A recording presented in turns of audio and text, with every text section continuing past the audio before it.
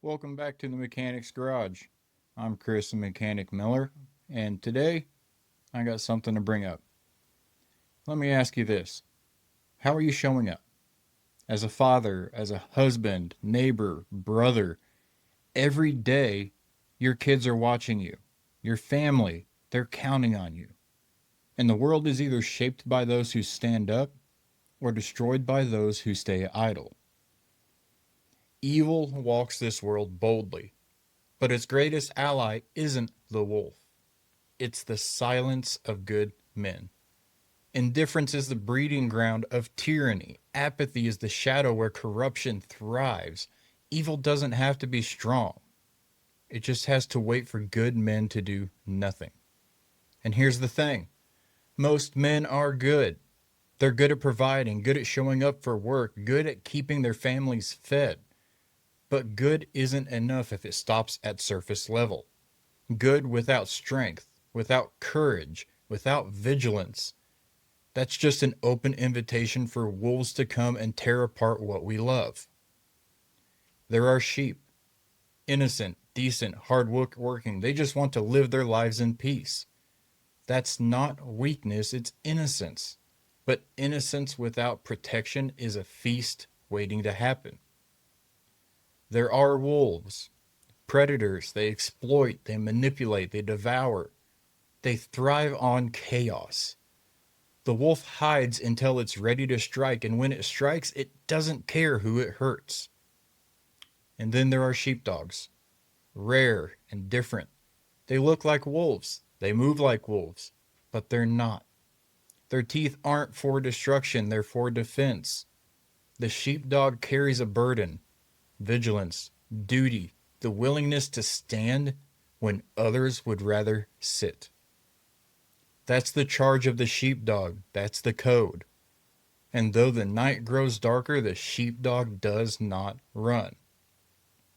Now let's bring this into fatherhood, because you don't need to be a cop or a soldier to live the code of a sheepdog. The battleground we're fighting on isn't just out in the streets, it's in our homes. And when I say fight, I do not mean violence. I don't mean fists or weapons. I mean the internal fight, the struggle, the fight against complacency, against comfort, against the cancer of good enough. That fight starts in your living room. It starts at the dinner table. It starts in the way you show up when your kids are watching, because they are watching. Here's the question every man has to wrestle with. What am I teaching my kids by the way I live? Do they see me chase comfort, or do they see me lean into discomfort and grow? Do they see me bury myself in my phone, or do they see me present with them? Do they see me snap in anger, or do they see me model self-control? Do they see me avoid hard conversations, or do they see me lean in with courage? Our kids aren't just hearing what we say, they're watching what we do. They're picking up the signals we don't even realize we're sending. Every single day, we're either training them to be sheep, wolves, or sheepdogs. You want your son to grow into a protector? You want your daughter to recognize real strength in a man? Then start with yourself. Model it, show it, teach it not just with words, but with your example. This doesn't stop at your front door either. This extends to how you show up everywhere else. As a husband, are you steady or are you reactive? Do you anchor your home or do you set it on fire with your moods? As a neighbor, when something goes wrong, do people know they can call you? Or do they know you'll vanish when it's inconvenient? As a member of your community, do you add weight to the wall, or are you letting others carry it while you sit on the sidelines? Being a sheepdog is about presence. It's about being reliable. It's about choosing the hard right over the easy wrong.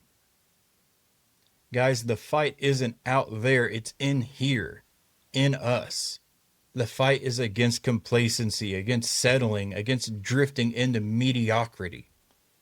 Train your body, sharpen your mind, steady your heart, and anchor your spirit.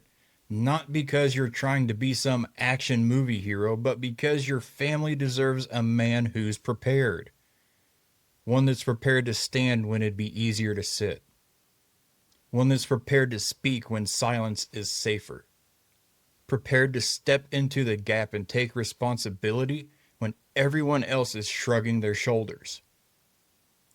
Here's the thing though, you cannot do this alone. A lone sheepdog burns out fast, eventually turns itself into a wolf. This is why brotherhood matters. We need other men around us. We need brothers who will sharpen us, challenge us, call us out when we're drifting. We need brothers who will lock shields with us when the wolves come, because they will come. Brotherhood is both our weapon and our refuge. It's what keeps us sharp. It's what keeps us sane. Now let me turn this over to you.